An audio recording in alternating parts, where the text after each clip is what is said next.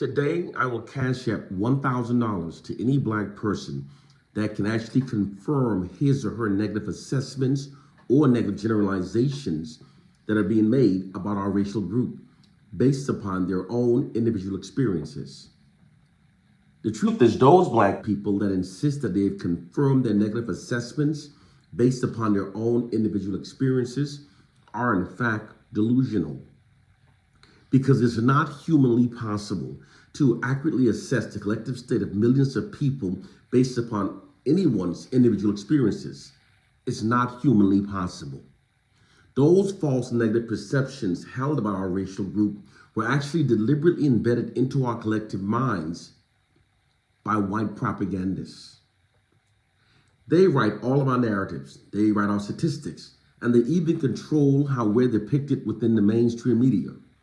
They therefore literally owns our interpretation of our collective state, and they now control us by keeping us believing the fraudulent worst about ourselves. The reason why many black people now insist that they've confirmed their negative assessments about our racial group based upon their own experiences, even though they've in fact not, is because of what's called the illusionary truth effect, also known as the illusory truth effect. The illusory truth effect is when false information has been successfully embedded into the minds of a targeted population. Those people will then only notice those small incidents that appears to confirm the false embedded belief, and they will become psychologically blinded from noticing the greater amount of evidence that refutes the false embedded belief.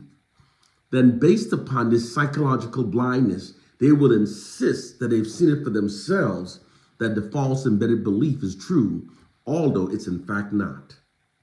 That's precisely what has been done to the black population.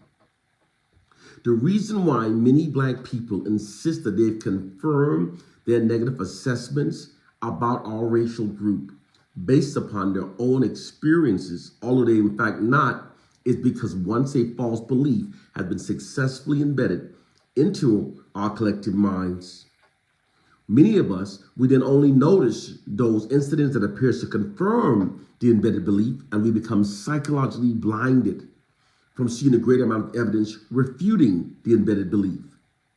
Then, based upon this psychological blindness, we insist that we see it for ourselves that is true. It's an inherent flaw within the human psyche. This inherent flaw within the human psyche has been exploited by white oppressive forces to trap the black masses within a collective state of perpetual self-contempt. Case, point, and proof. Those black people that have been manipulated by white media propagandists to believe that our racial group never supports each other, that we are instead like crabs in a bucket that only pulls each other down. Those who believe that ignores the fact that during the 2008 election of President Obama, he received more black votes than at any previous president in U.S. history. Millions of black people that had never before voted in any previous election registered and voted that year for President Obama in 2008. In some states, black people stood in voting lines for up to 5 hours. During Obama's inauguration, millions of black people showed up in Washington, D.C. in support. They showed up in record-breaking numbers at their own expenses, filling up those expensive hotels, and stood outside in record-breaking cold temperatures to witness Obama being sworn in as the first African-American president. Black support for each other was also greatly made evident during the 1960s. During the 1960s, African Americans' unified protest against the U.S. system of white supremacy was unprecedented, and it still remains unrivaled by any other group in U.S. history. These facts and countless more totally destroys the myth that black people never support each other. Millions of black people have been brainwashed to believe that, and have been made psychologically blinded from noticing all of the greater evidence that refutes that false negative belief that we're like crabs in a bucket. Keeping us believing the fraudulent worst about ourselves is how the white oppressors now controls us and subjugates us. The reason and the history. In 1968, white social scientists were hired by the Kerner Commission to thoroughly study the African American population to gain insights on that decade's unprecedented unified black protests. Their mission was to find the cause for it and then develop methods for neutralizing it. They determined that a core aggravating factor was an elevated and unifying black collective self-esteem brought on by the emergence of that decade's Black Pride movement. It was therefore logically determined that black unified protests could be neutralized by lowering the collective self-esteem of the black masses and by eroding black unity. To meet that objective, white propaganda designers were hired. Their full-time job is to keep the black population believing the fraudulent worst narratives about ourselves.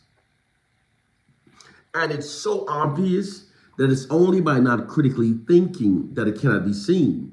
For when critically thinking, it's clear to see just how cartoonishly unrealistic it actually is that virtually all information that we, the black population, receives about ourselves from white sources are consistently negative and black racially demoralizing.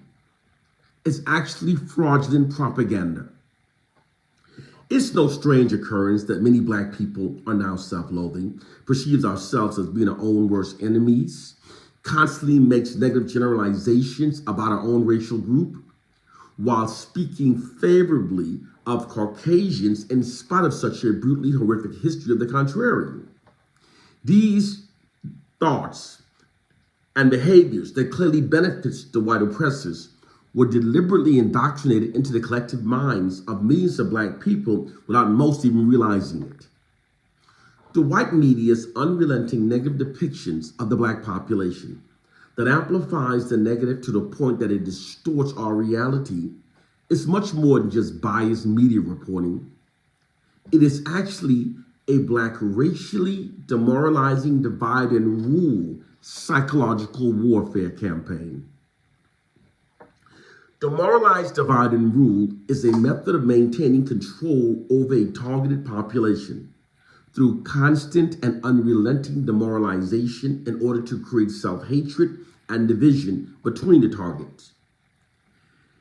It is a well-proven tactic because whenever the oppressed are kept demoralized, divided, and are made self-loathing, this condition makes them much more easier to control and to be subjugated. This psychological warfare system is deployed like a massive media marketing campaign that constantly subjects the black population to receiving only the fraudulent worst narratives about ourselves.